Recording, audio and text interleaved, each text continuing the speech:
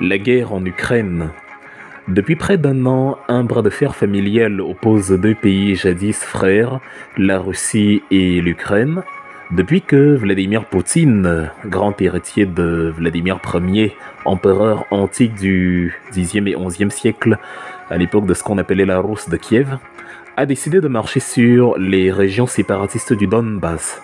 Et depuis lors, le monde en parle incessamment, les médias font des reportages en discontinu, et c'est une très bonne chose. Entre autres, nous savons aujourd'hui situer des villes comme Zaporizhia, Kherson, Lugansk, Donetsk et consorts sur une carte alors que nous en ignorions l'existence il y a encore quelques mois.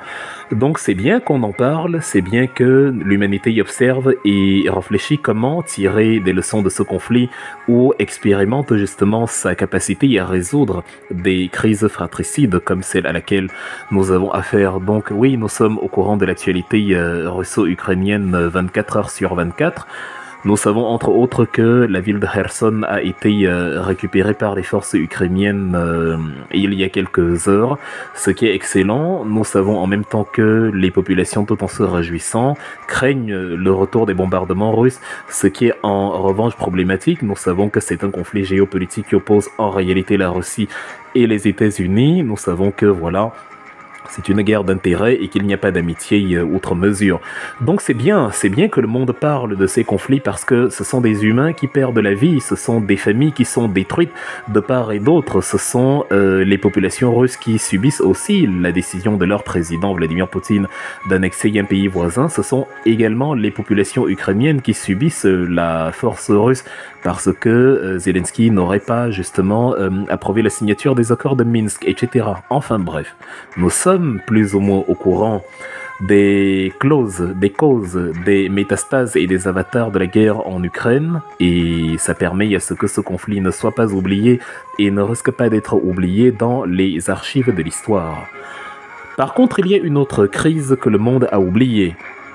Il y a une autre guerre dont le monde ne parle pas, c'est la guerre anglophone, la crise du Nozo qui ravage le Cameroun depuis plus de 6 ans maintenant, puisqu'elle a commencé en 2016, et le monde n'en parle pas, le monde fait peu cas de cela, même les Camerounais parlent de moins en moins justement de ce conflit. Ils ont pu organiser des élections, du moins ce qu'ils ont considéré comme telles. Ils ont pu organiser un tournoi de football, la Coupe d'Afrique des Nations. Ils ont justement déduit que c'est terminé, que la crise est finie et que voilà, on peut faire une pause et marquer un temps d'arrêt. Le problème, c'est que non. Dans un coin de leur tête, ils savent en même temps qu'il leur est impossible de dormir à la belle étoile dans le Lébialem et de contempler le ciel nocturne sans craindre d'être pris par un obus, un mortier, un missile ou simplement l'agression d'un séparatiste. Et c'est une sorte d'aveu qui fait comprendre que notre subconscient nous rappelle en tant que Camerounais que en fait la paix est loin d'être acquise, la paix elle n'a pas été atteinte, le problème il est encore entier.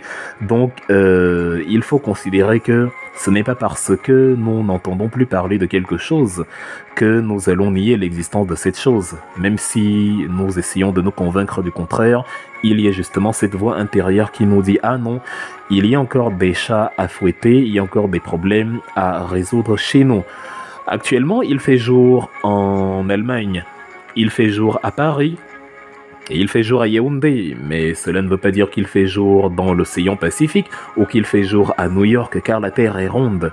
Et la nuit chez vous est souvent le jour chez quelqu'un d'autre, et vice-versa. Ce qui signifie que si vous n'entendez pas les balles crépiter, si vous n'entendez pas les gens mourir, ça ne veut pas dire que les balles ne crépitent plus et que les gens ne meurent plus. Dans le nord-ouest et le sud-ouest du Cameroun, les gens continuent de mourir, les balles continuent de tomber, les femmes continuent d'avoir leur menstru et d'accoucher dans la brousse en train de fuir justement les tirs croisés des militaires et des sécessionnistes.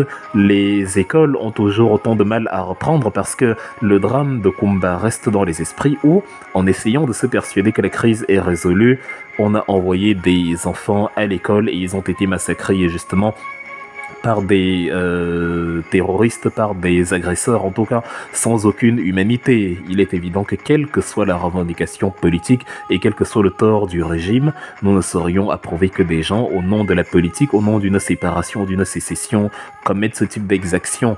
De la même façon que nous n'avons pas approuvé les tirs que l'armée camerounaise a logés dans la tête de la jeune Martha qui avait il y a à peine 4 mois, il y a quelques années. Donc voilà, et même si la crise était finie, puisque nous, en tant que Camerounais, nous essayons de nous persuader dans une mauvaise foi qui ne dit pas son nom, quand on vient à Yaoundé ou à Douala, que la crise est finie. Mais même si la crise était finie, les rancœurs, les rancœurs qui subsistent dans les cœurs peuvent ressurgir n'importe quand. Parce que, comme le dit un proverbe africain, ce qui est vaincu n'est pas forcément convaincu. C'est ce qui est convaincu qui est d'office vaincu. Alors, est-ce qu'on a essayé de convaincre les anglophones ou on a juste essayé de les vaincre? Justement, le grand dialogue, qui était en réalité un monologue où Paul Biya parlait tout seul. Oui, le grand dialogue national au Cameroun n'a pas apporté la solution qu'il fallait. On a invité des gens qui n'étaient pas les personnes indiquées parce qu'ils n'étaient pas les plus radicaux.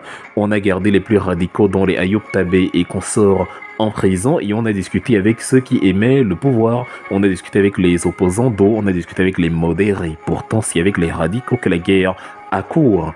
Et on n'a pas mis sur la table les questions qui dérangent, on n'a pas mis les questions qui fâchent, comme notamment la question qui portait sur la forme de l'État. C'est ce qu'on a eu en 72, lorsque, après son référendum plus ou moins hypocrite, Monsieur Amadou Ahidjo considère que tout est fini, qu'on est unis et que tout le monde était d'accord et que tout allait bien dans le meilleur des mondes. Mais non, les anglophones n'ont jamais oublié la roublardise des accords de Fumban de juillet 61 où des clauses préparées à l'avance leur ont été soumises et la République fédérale du Cameroun qui a été instaurée le 1er octobre de la même année était en fait la première étape vers la francisation du pays, ce que les anglophones justement n'avaient pas prévu. C'est ce qui va déboucher dans 72 sur le très hypocrite État unitaire. Et comme si cela n'était pas suffisant, Paul Biya débarque et en 84, il supprime même la dénomination République unie parce que voilà, il faut effacer l'histoire, il faut faire comme si le Cameroun a toujours existé comme ça en tant que Cameroun et se ranger de plus en plus dans les jupes de la France.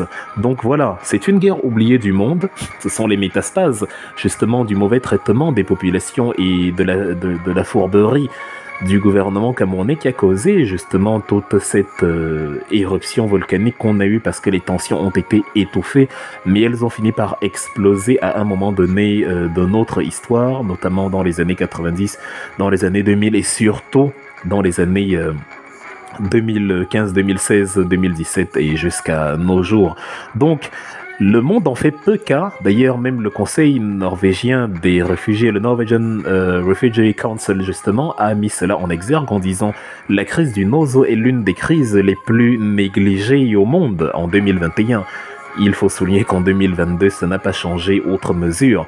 Et des pays européens, justement, qui ont une grande trajectoire historique avec le Cameroun, à savoir la France, ne font pas tant que ça cas de cela. Ils essayent de masquer la chose parce que la France justement a une très grande responsabilité. Elle est très complice de la francisation du système politique camerounais.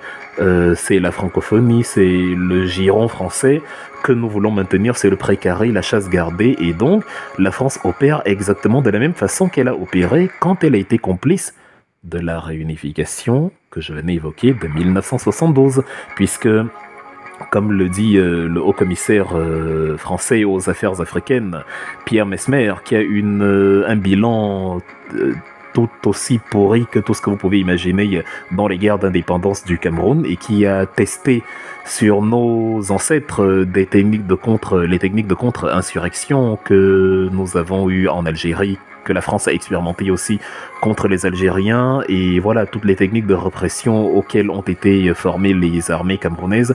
Donc Pierre Messmer, il le reconnaît plus tard en disant que voilà, c'est sous l'égide de la France que Amadou Ahidjo a présenté à la partie anglophone, notamment à John Gofoncha, un texte préfabriqué, pré-rédigé par des juristes français qui allait pousser justement le Cameroun vers la francisation à outrance et qui justement constituait le pied de nez que Amadou Ahidjo fera aux anglophones et la fameuse conférence de Fumban et la République fédérale de 1961 qui prévoyait que l'État n'a pas vocation à être changé avant qu'en 72 il ne se passe ce que vous savez. Donc oui, la France a une très grande responsabilité, mais paradoxalement, on ne parle pas de ce conflit à l'échelle du monde. Quel drame, quel problème, quel cynisme. Quand la France, justement, trouve des intérêts à la sécession, elle soutient la sécession. Elle l'a fait en 1967 lors de la guerre du Biafra, où elle s'est activée pour justement que le Biafra tombe sous le giron français, puisque en réalité c'était une guerre entre la Grande-Bretagne et Paris, c'était une guerre entre les sociétés de pétrole British Petroleum et la société Total. Ça n'a jamais été, comme on le vend partout en Afrique, des guerres tribales.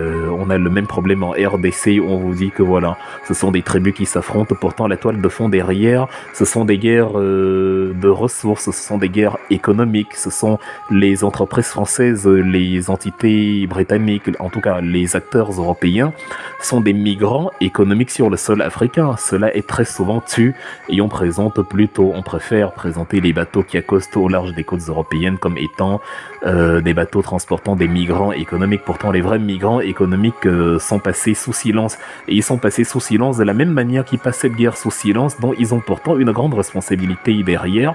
Aussi bien la France que la Grande-Bretagne. Il faut quand même souligner que les Africains ne sont pas nés anglophones, ne sont pas nés francophones, c'est ceux qui ont décidé de mêler leur histoire à la nôtre et de nous coloniser, qui ont fait de nous des francophones et des anglophones, des identités dont se sont appropriés les peuples et qui aujourd'hui leur causent tous les problèmes que nous observons aujourd'hui.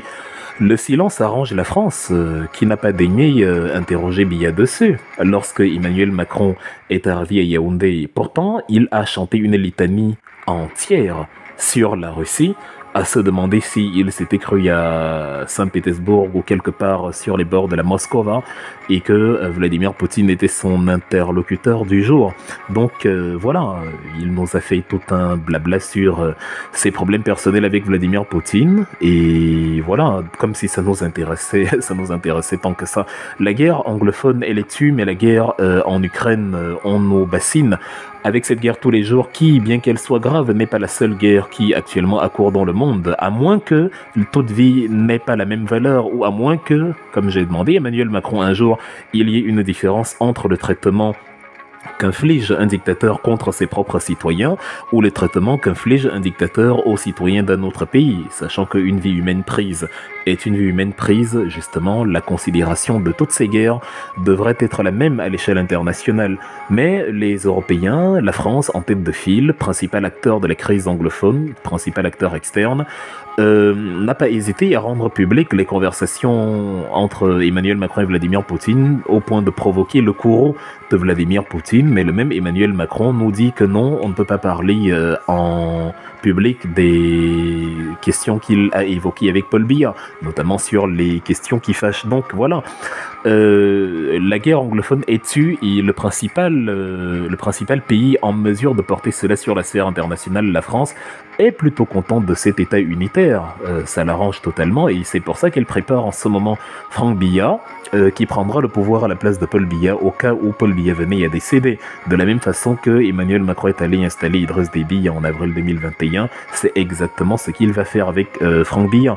J'aurai l'occasion de revenir dessus sur une autre vidéo, mais c'est exactement de ce qu'il s'agira après, parce que Franck Biya, dans la continuité de la médiocrité instaurée par son père, il va continuer de poursuivre justement la centralisation outrancière, la répression envers les dissidences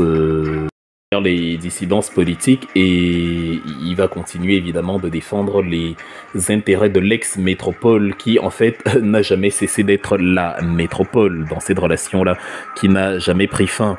Donc l'Europe de manière générale, et avec elle la France, a toujours été hors sujet en Afrique, de la même façon que les Camerounais eux-mêmes sont hors sujet chez eux, Le problème n'a pas été résolu, il a juste été repoussé. Si vous avez l'impression que les Amazoniens ou les sécessionnistes, ou du moins la crise politique dans sa définition première, est terminée, sachez qu'il fait jour chez vous, mais il fait nuit de l'autre côté.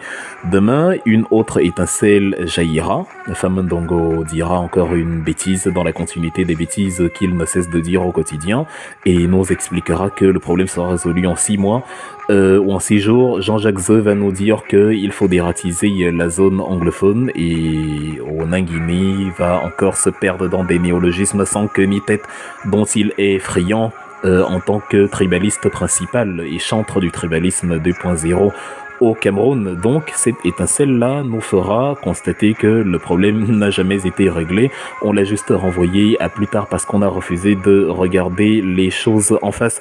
Donc le fil se rembobinera alors sur cette page sombre de notre histoire et nous revivrons le bis repetita de ce que nous avons déjà vécu parce que incapables de tirer des leçons du passé, nous avons appliqué les mêmes formules, répété les mêmes erreurs et abouti au même résultat.